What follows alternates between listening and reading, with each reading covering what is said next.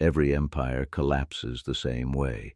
At least, that's what we're told. Too much spending, too much debt, too many promises that could never be paid. It sounds familiar because it feels logical. Rome debased its currency. Spain drowned in silver-backed loans. Britain borrowed its way through war. Modern states carry debts so large they're barely spoken out loud. Across centuries, across continents, the explanation never changes.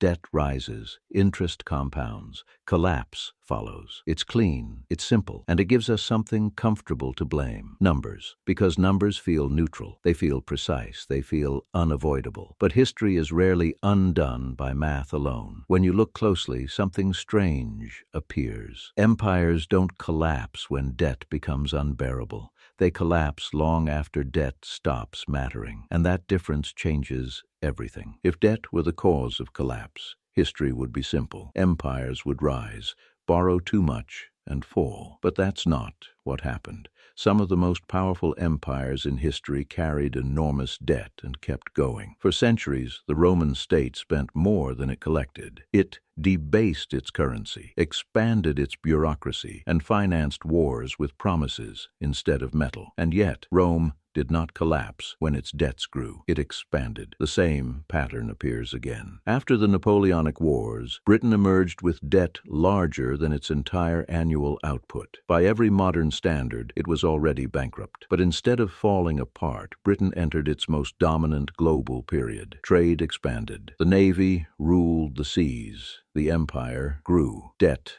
didn't stop it. Now consider the opposite. Some states collapsed without massive debt. They balanced budgets, they paid creditors, they maintained order, and still they fell apart. So debt cannot be the trigger, but it refuses to disappear from the story. It always appears near the end. Not once, not twice, every time. Which leaves us with a problem. If debt doesn't cause collapse, why does it always show up before it? Why does it become visible right before systems fail? Why do empires keep borrowing even when it seems irrational? And why do lenders keep lending longer than they should? At this point, most explanations turn technical. They talk about interest rates, inflation, fiscal mismanagement. But those explanations miss something obvious. They treat debt as a mistake. History suggests otherwise, because empires don't borrow accidentally. They borrow deliberately, and they do it most aggressively when something else has already begun to change, something that numbers alone cannot explain. At this point, it's tempting to call debt a mistake, a failure of discipline, a warning sign ignored, but history doesn't support that. Empires don't borrow by accident. They borrow on purpose. Debt is not panic spending. It is a strategy. It allows power to move faster than taxes. It allows wars to be fought before resources arrive. It allows infrastructure to be built before savings exist. Debt pulls the future forward. As long as an empire controls trade, enforcement, and trust, that future usually arrives. Which is why strong empires often borrow more, not less. Credit flows toward power. Promises are believed. Time feels manageable. From the inside, borrowing doesn't feel reckless. It feels rational. It feels temporary. It feels controlled. So if debt is a tool of strength, not weakness, we're left with a deeper problem. Why does the tool always fail at the same moment? Why does borrowing expand most aggressively right before systems fracture? Why does confidence remain high until it suddenly disappears? If debt buys time, what exactly runs out? Because numbers don't vanish overnight, but belief does. To understand why debt stops working, you have to stop thinking of it as money. Debt is not a financial object. It is a social agreement about the future. Every loan says the same thing, that the system enforcing this promise today will still exist tomorrow. As long as that belief holds, debt is harmless, powerful even. Because the question is never how large the debt is. The question is who controls the system that settles it.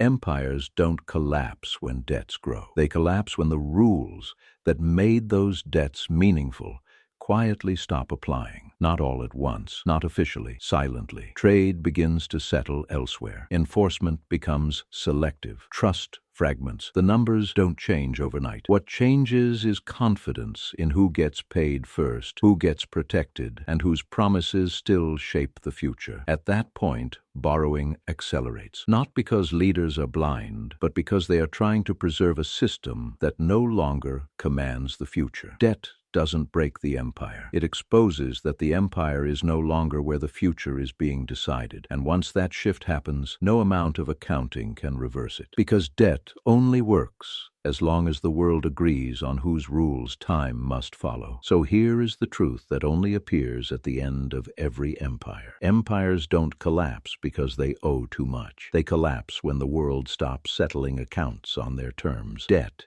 is not the cause. It is the signal that the future no longer belongs to the same system that built the past. When trade settles elsewhere, when trust fragments, when enforcement becomes selective, debt doesn't break the empire. It reveals the moment when time itself stopped obeying its rules. That is why debt always appears at the end, not as a mistake, not as recklessness, but as an attempt to hold the future in place after it has already begun to move. History doesn't punish borrowing. It punishes systems that forget why they were trusted in the first place. And once that trust shifts, no balance sheet can call it back. Because debt only works when the world agrees who gets paid tomorrow. And when that agreement breaks, collapse doesn't arrive suddenly. It simply becomes unavoidable.